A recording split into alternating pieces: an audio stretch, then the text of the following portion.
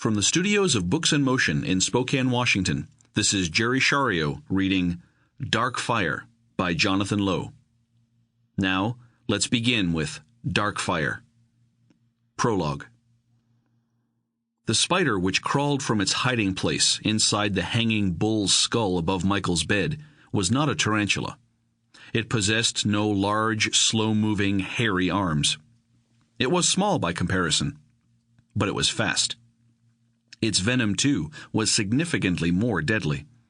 As the brown recluse hesitated on the edge of crossing under, it suddenly slipped from the base of a bony projection of nasal cartilage on the skull.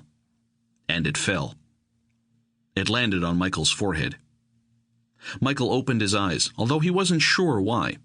Then he felt something twitching on the sensitive skin of his forehead, and he froze in terror. The sudden springy impact and a slight spasm in his forehead had animated the spider into a defensive mode. Now, as he slowly raised his hand, the thing darted onto his eyelid, poised and ready. When his eyelid twitched as well, the insect sent a barb of nerve venom deep enough into the fleshy lid to penetrate and mingle its minuscule cargo of toxin with the eye's surface liquid. Its offensive reaction completed, the spider now jumped into Michael's hair. Michael thrashed wildly, hands butterflying across his sweaty scalp. He screamed as he twisted, locking himself into his bedsheet as effectively and as tightly as if into a straitjacket. The spider jumped onto the wall, just in time to avoid being crushed, and now it waited there, on the hard, unmoving surface, tense and ready for what was next. The skull's eye sockets stared down at Michael in the moonlit bedroom as a silent transformation began. He started to go blind. He screamed louder and tossed his pillow away from his head, thinking the pillow had obstructed his view of the twilit room, but it had not. He rubbed his left eye at finding a soreness there, a shooting pain that was almost electrical in nature.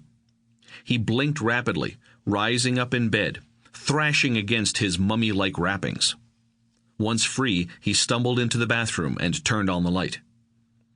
He stared into his reflection. His left eye was open, but he could only see it with his right. A welt appeared on the surface of the eye. It was a milky white color, as if bulging with pus. He splashed water into the eye, braying out in pain. It was no use. The eye was dead. His face, too, looked dead in the mirror. His clammy skin was ashen, his curly black hair awry. The wrinkles he'd always tried not to notice were deeper than usual, giving a sunken death mask pallor to his normally well-groomed and handsome appearance. He screamed again, then rushed to dial 911. But the phone was dead now. The line had been cut. He turned to see a figure behind him in the shadows, the glint of a blade.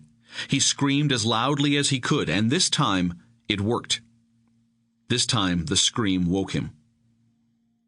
"Only a dream, only a dream, only a—" Breathing heavily, his heart thumping abnormally in his chest, Michael was staring up at the motionless bull's skull above him. The dark sockets stared down at him like the eyes of a demon. He turned to switch on his night lamp and saw his alarm clock. It was 2:18 a.m. He got up, wrestled the skull off the wall, and took it to the other room, where he laid it on his desk. Then he returned to bed and cut the light. Now it was 2:20. Still hours to dawn. What would be next? What nightmare was coming next? How bad will it be? Chapter 1.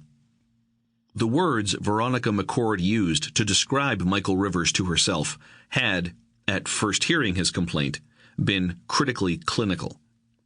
But with the man himself in the room, she found herself entertaining whatever cliché tags and phrases rose from the depths of her memories, and which she knew were inappropriate to the discipline to which she had been licensed by the state of Arizona.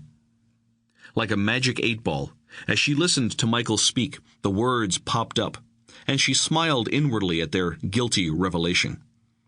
Outwardly, of course, she only nodded or shook her head, but each time she did so, another suggestion came to the question she now asked: who was this man? She anticipated Sample complete. Ready to continue?